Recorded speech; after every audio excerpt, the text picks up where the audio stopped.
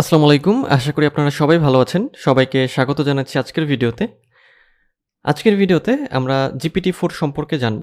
ChatGPT-র যে আপডেট একটা ভার্সন যেটাকে GPT-4 বলা হচ্ছে বা ChatGPT-4 সেটা কিন্তু বর্তমানে লঞ্চ হয়ে গিয়েছে এবং আমরা সবাই সেটাকে ব্যবহার করতে পারছি। তো আসলে এই GPT-4 কে আমরা আসলে কিভাবে ব্যবহার করব বা এটা আপনি কি কাজে লাগাতে পারেন এবং GPT-3 থেকে GPT-4 এর আসলে পার্থক্য কোথায়? এই বিষয়গুলো বিস্তারিত জানবো আজকের ভিডিওতে। ভিডিওটি শুরু করব। তার আগে যদি আপনি আমার চ্যানেলে নতুন হয়ে থাকেন তাহলে চ্যানেলটি সাবস্ক্রাইব করতে ভুলবেন না। আর যদি অলরেডি সাবস্ক্রাইব করে থাকেন তাহলে অসংখ্য ধন্যবাদ। তো চলুন আমরা আমাদের আজকের ভিডিওর মূল টপিকে চলে যাই। তো আজকে আমরা GPT-4 সম্পর্কে জানবো।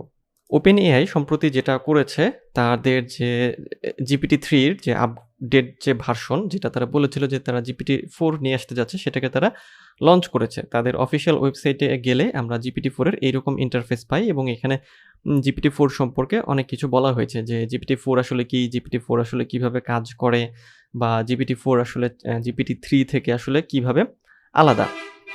ওকে। তো এখন আমাদের জানতে হবে যেটা যে ChatGPT-র কথা আমরা জানলাম। তো 3 থেকে 4 এর আসলে পার্থক্য কি? বা 3 থেকে 4 আসলে কেন আলাদা? এটা আমাদের জানতে হবে। GPT-3 র ম্যাক্সিমাম বিষয়গুলো সম্পর্কে আমাদের কিন্তু জানা। তো এখানে আসলে এদের পার্থক্যটা কোথায়? তো এখানে যে বিষয়টা গুরুত্বপূর্ণ সেটা হচ্ছে যে আমাদের GPT-3 যেটা সেটা লঞ্চ হয়েছিল কবে?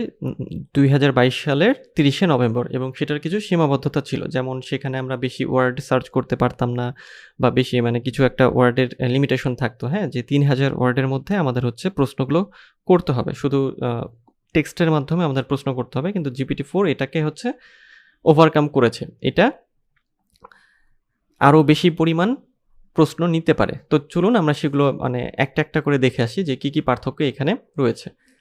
জিপিটিকে যে GPT-3 কে আমরা শুধু টেক্সটের মাধ্যমে প্রশ্ন করতে পারতাম বা প্রশ্ন করতে পারি। এখনো আছে GPT-3 কিন্তু GPT-4 এ আমরা ইমেজ দিয়েও প্রশ্ন করতে পারবো বা কোনো ইমেজকে দেখিয়েও তাকে জিজ্ঞাসা করতে পারবো যে এই বিষয়টিকে বা এই বিষয়টি সম্পর্কে বিস্তারিত আমাদের জানাও। ওকে, এটা খুব ভালো একটা বিষয় যে আমরা একটা ইমেজ দিয়ে দিচ্ছি। তো সেই ইমেজ দেওয়ার পরে যেটা হচ্ছে যে GPT-4 আমাদের সেটার উত্তর দিয়ে দেবে যে হ্যাঁ, এই বিষয়টি হচ্ছে এটি এবং এই বিষয়টি হচ্ছে এটি। আর এরপরে GPT 3.5 এ আমরা ৩,০০০ শব্দ পর্যন্ত প্রশ্ন করতে পারতাম অর্থাৎ আমাদের যে প্রশ্ন রয়েছে সেই প্রশ্নটা ৩,০০০ শব্দের মধ্যে হতে হতো।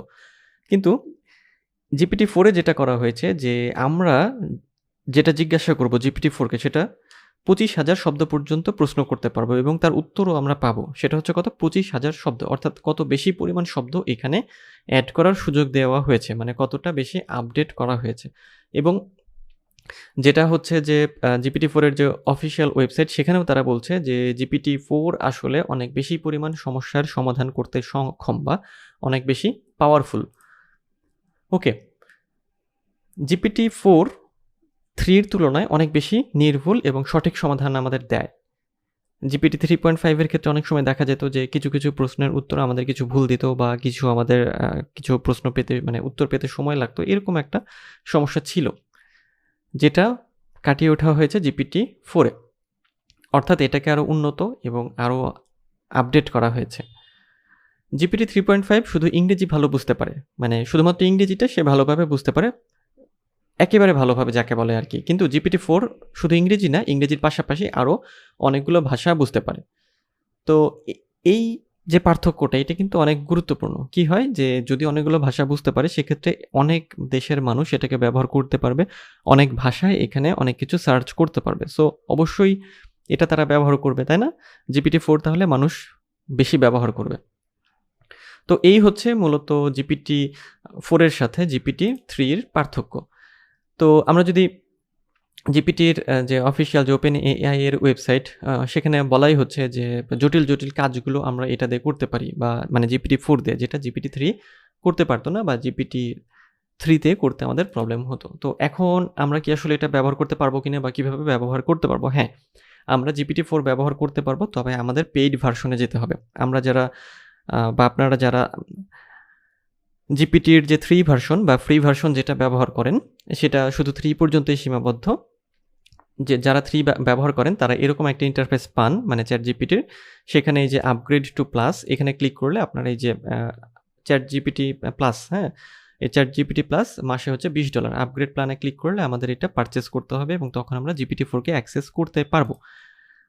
কিন্তু যদি আমরা পারচেস না করি সেক্ষেত্রে আমরা কিন্তু এই GPT-4কে ব্যবহার করতে পারবো না। ফ্রিতে আমরা 3 পর্যন্তই ব্যবহার করতে পারবো। এই GPT-3 বা ChatGPT-3 কীভাবে ব্যবহার করবেন সেটা যদি আপনি না জানেন তাহলে আমার চ্যানেলে ChatGPT-3 প্লেলিস্ট করা আছে। সেখানে অ্যাকাউন্ট কীভাবে করবেন, কীভাবে GPT-3 ব্যবহার করবেন বা GPT ফ্রি থেকে অনলাইন থেকে ইনকাম করবেন, সব ভিডিওগুলো আলাদাভাবে দেওয়া আছে, প্লেলিস্টে পাবেন, ডেসক্রিপশনে দিয়ে দেবো লিঙ্ক এবং আই বাটনেও পাবেন, সেখান থেকে দেখে আসতে পারেন। তো এখানে যদি আপনি আসেন, আপনি যদি এখান থেকে অ্যাকাউন্ট করতে না চান, যদি GPT-4 এর ওপেন এআই এর যে ওয়েবসাইট সেখান থেকে অ্যাকাউন্ট করতে চাইলে এখানে আসবেন। এখানে আসার পরে ট্রাই অন ChatGPT প্লাস এখানে ক্লিক করবেন।